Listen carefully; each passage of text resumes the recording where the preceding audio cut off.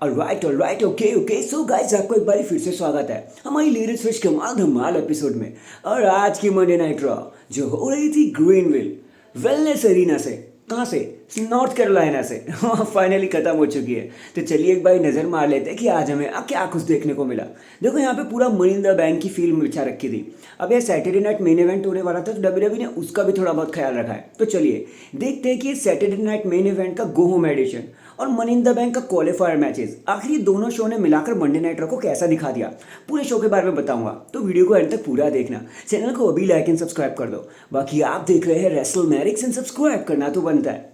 तो गाइस देखो, शो की धमाकेदार स्टार्टिंग होती है वही बैक स्टेज से, जहाँ पे डब्ल्यूडब्ल्यूई अपने स्टार्स को आते हुए दिखाती है। कभी रिया रिप्ली, कभी गंथर, ये सारे स्टार्स मतलब अरीना में एंट्री कर रहे होते हैं। तभी लोगन पॉल की थीम सॉन्ग शुरू हो जाती है और लोग भाई बू करना शुरू कर देते हैं। लोगन पॉल रिंग में आते हैं, बूज को काटते हुए कहते हैं कि भाई मंडे नाइट रॉ पे आपका बिल्कुल स्वागत है। हाँ जी हाँ, आप लोगन पॉल को देख रहे हो, वो शो स्टार्ट कर रहा है। तो भाई देखो, अगर सैटरडे नाइट मेन इवेंट की बात करूं तो भाई मैं क्या ही बता सकता हूँ। जे उस ने पूरे 15 साल में जो उखाड़ा है, उससे ज़्यादा तो मैं अपने एक साल में ही कर लिया। मैं one of the most greatest United state champion भी रहा, one of the most longest भी रहा, और सैटरडे नाइट मेन इवेंट को मैं टाइटल जीत भी लूंगा। और जब नेक्स्ट वीक मैं मंडे नाइट रॉ पे आऊँगा तो वो गोल्ड की चमचमाती हुई बेल्ट मेरे कंधों पे होगी, देख लेना आप। जिसके बाद गंथर वहाँ पे आ जाते हैं। गंथर को यू टैप्ड आउट के चांस भी मिलते हैं और गंथर कहते हैं ठीक है भाई, कॉन्फिडेंस बहुत अच्छा है। मैं खुद भी कॉन्फिडेंस को पसंद करता हूँ, क्योंकि कॉन्फिडेंस से आपको ड्रिवन करने का मौका मिलता है, आपकी पर्सनैलिटी के बारे में पता चलता है। लेकिन भाई तू उस बंदे को हराने की बात कर रहा है जिसने मुझे ही रेसलमेनिया में हरा दिया।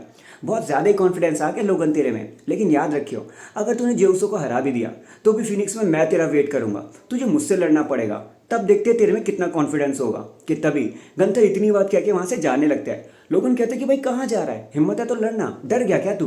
कि पीछे से जे ऊसो आ जाते हैं और वो एक सुपर किक लगा देते हैं। किसके ऊपर, लोगन पॉल के ऊपर, उनको नॉकआउट कर देते हैं। जिसके बाद वो लोगन को कहते हैं भाई तुझे मैं सैटरडे को देखूंगा, और गंथर फिनिक्स में मिलते हैं।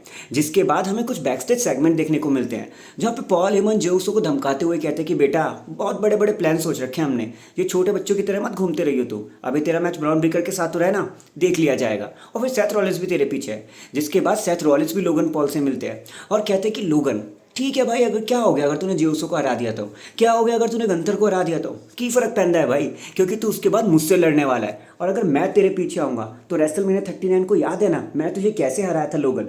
और ये सेथ रॉलिंस उन्हें धमकी देकर वहां से चले जाते हैं। खैर अब चलते अपने मैचेस की तरफ। जो पहला मैच होता है वो होता है tag team match, AJ Styles penta versus JD McDonagh and Finn Balor. Personally ये मैच काफ़ी अच्छा था भाई। देखो, अगर डब्ल्यूडब्ल्यूई पेंटा और एजे स्टाइल को टैग टीम डिवीजन में रख लिया तो भाई वो जो स्पार्क चाहिए ना टैग टीम डिवीजन के लिए, वो on the spot tag team division को मिलने लग जाएगा अगर ये दोनों साथ मिल गए तो। भाई मुझे पर्सनली बहुत अच्छा लगा, पता नहीं क्यों। अब देखो यार, जजमेंट डे ने यहाँ पे आने की कोशिश करी, कार्लितो वगैरह आए, लेकिन एजे स्टाइल ने और पेंटा ने मिलकर उनको खदेड़ दिया। लेकिन पता नहीं कहाँ से, चैट गेबल कह लो या फिर एल अमेरिकानो कह लो, उन्होंने आकर फिर से पेंटा को भाई मक्खन चटा दिया एकदम बैकलैश के जैसे। और फिर क्या, फिन बैलर ने कूड़े ग्रास लगाकर मैच को जीत लिया। एजे स्टाइल और पेंटा हार गए, किसकी वजह से, एल अमेरिकानो की वजह से। जिसके बाद हमें ट्रिपल थ्रेट, मतलब टैग टीम तो नहीं, ट्रिपल थ्रेट क्वालिफायर मैच देखने को मिलता है वुमेन साइड की तरफ से, जहाँ पे होती हैं बैकी, जहाँ पे होती हैं क्या होती है, नटालिया, जहाँ पे होती है रॉक्सैन पेरेज। इन तीनों के बीच में बहुत खतरनाक मैच हो रहा होता है। लेकिन तब, और हाँ, इस पूरे मैच में बैकी लिंच ने एकदम बॉस की तरह, एकदम मैन की तरह पूरे मैच को डोमिनेट किया। नटालिया यहाँ पे क्या करी थी भाई वो मुझसे मत पूछना, मेरे को भी नहीं मालूम। जिसके बाद वहाँ पे जैसे ही बैकी लिंच मैच को जीतने वाली होती है कि तभी वहाँ पे भाग के आ जाते लायरा वेल्कीरिया और वो बैकी लिंच को मारती रहती है। अब क्योंकि ट्रिपल थ्रेट मैच था तो नो डिस्क्वालिफिकेशन तो रहता ही है, तो मैच एंड नहीं हुआ। बैकी लिंच ने कोशिश तो करी लायरा को हराने की, लेकिन लायरा मान ही नहीं रही थी। लायरा उन्हें रिंग के बाहर खींच लेती है और मारती रहती है। बस रॉक्सैन पेरेज को इतनी ही डिस्ट्रैक्शन चाहिए थी। इसी का फायदा उठाकर उन्होंने नटालिया के ऊपर लगा दिया अपना पॉप रॉक्स, और Roxanne Perez money in the bank के लिए क्वालिफाई हो जाती है। अब कोई हमारा डेली व्यूवर होगा तो भाई मैंने एक प्रिडिक्शन कर रखी है रॉक्सैन पेरेज को लेकर, और यहाँ नहीं बताऊंगा मैं, यहाँ मैं रॉक की बात करूंगा, नहीं तो दूसरी वीडियो कैसे देखोगे आप। जाओ मेरी मनी इन द बैंक वाली वीडियो देखो, वहाँ पे सब बता रखा है मैंने। खैर हम आगे बढ़ते हैं। तो भाई एक और ट्रिपल थ्रेट हमें मैच देखने को मिलता है, रिया रिप्ली, जोई स्टार्क और कायरी सेन। अरे भाई यार, जब तुम कायरी सेन को रिटर्न करवा रहे हो तो भाई उन्हें किसी ढंग की जगह पे डाल दो ना। ये किस मैच में डाल दिया, हमको भी पता था वो हारने वाली है, मैच में बताने को तो कुछ था नहीं। रिया रिप्ली ने एक तरफा डोमिनेट करते हुए अपना रिप टाइड लगा दिया कायरी सेन के ऊपर, मैच को जीत गई। अब यार तुमने कायरी सेन को बुला लिया तो किसी ढंग की जगह पे रहते ना। सो अभी मेन मुद्दा ये है कि वुमेन्स की तरफ से देखो, मनी इन द बैंक में रिया रिप्ली, रॉक्सैन परस और अलेक्सा ब्लेस अब हो चुकी है मतलब आगे की तरफ एडवांस। देखते हैं आगे और कौन कौन नाम आने वाले हैं। फिर हमें एक सिंगल्स मैच देखने को मिलता है ग्रेसन वॉला एंड शेमस के बीच में। बताने को यह कुछ भी नहीं है, शेमस बड़ी आसानी से मैच को जीत जाते हैं, लेकिन इतना हमें जरूर समझ आ गया कि ऑस्टिन थ्योरी और वॉलर के बीच में जो दोस्ती है वो खत्म हो चुकी है। वॉलर अपने भाई को पिटते हुए देखते रहे लेकिन वो बचाने नहीं आए, मतलब ऑस्टिन थ्योरी वॉलर को पिटते हुए देखते रहे लेकिन बचाने नहीं आए और फिर हंसते हुए वहाँ से निकल भी गए।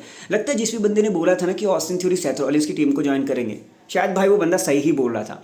अब चलते हैं भाई अपने मेन इवेंट की तरफ। और आज अच्छा भी हुआ यार, कोई टॉकिंग सेशन नहीं था। सीरियसली इतने टॉकिंग सेशन होते ना कि भाई उनको कवर करने का भी मन नहीं करता। लगता है डब्ल्यूडब्ल्यू ने बैकी लिंच के परफॉर्मेंस से थोड़ी बहुत तो नॉलेज ले ली। अगर आप नए हो तो आपको पता नहीं होगा, लेकिन अगर आप मेरी वीडियो देखते रहते तो आपको पता है व्हाट आई मीन। सो अगर यहाँ तक वीडियो देख लेते चैनल को लाइक एंड सब्सक्राइब कर देना। खैर चलते हैं मेन इवेंट की तरफ, विच इज ब्रॉन ब्रीका वर्सेस जय यूसो। नॉन टाइटल मैच, लेकिन फिर भी टाइटल तो था क्योंकि जो भी जीतेगा उसे मनी इन द बैंक में क्वालिफाई करने का मौका मिलेगा।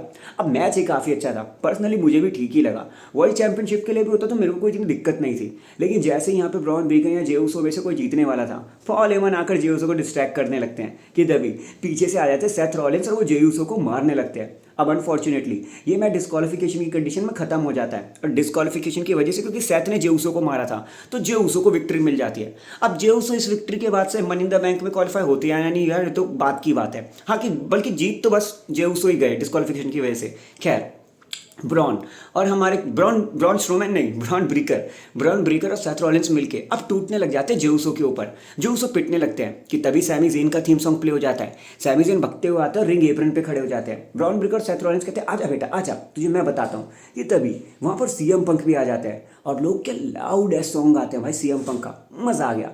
सीएम पंक और सैमी ज़ेन दोनों के दोनों रिंग एप्रन पे खड़े होते हैं और फिर उसके बाद ब्रॉल होने लग जाते हैं सभी के बीच में। सैटरडे नाइट मेन इवेंट में एक स्नीक पिक तो मिल जाती है। अब ये लोग लड़ते लड़ते इतना लड़ने लग जाते हैं कि सीएम पंक सेथ रॉलिंस के साथ और सैमी ज़ेन ब्रॉन ब्रीकर के साथ चले जाते हैं ऑडियंस में और मार कुटाई करने लगते हैं। और वहीं पर रिंग पे हमारे रेफरी बता देते हैं कि भाई डिस्क्वालिफिकेशन की वजह से ही सही, लेकिन जे यूसो मैच को जीत चुके हैं। जे यूसो सेलिब्रेट करने ही वाले थे कि तभी उन्हें एक वन लकी पंच खाना पड़ता है। किसके हाथों? लोगन पॉल के हाथों।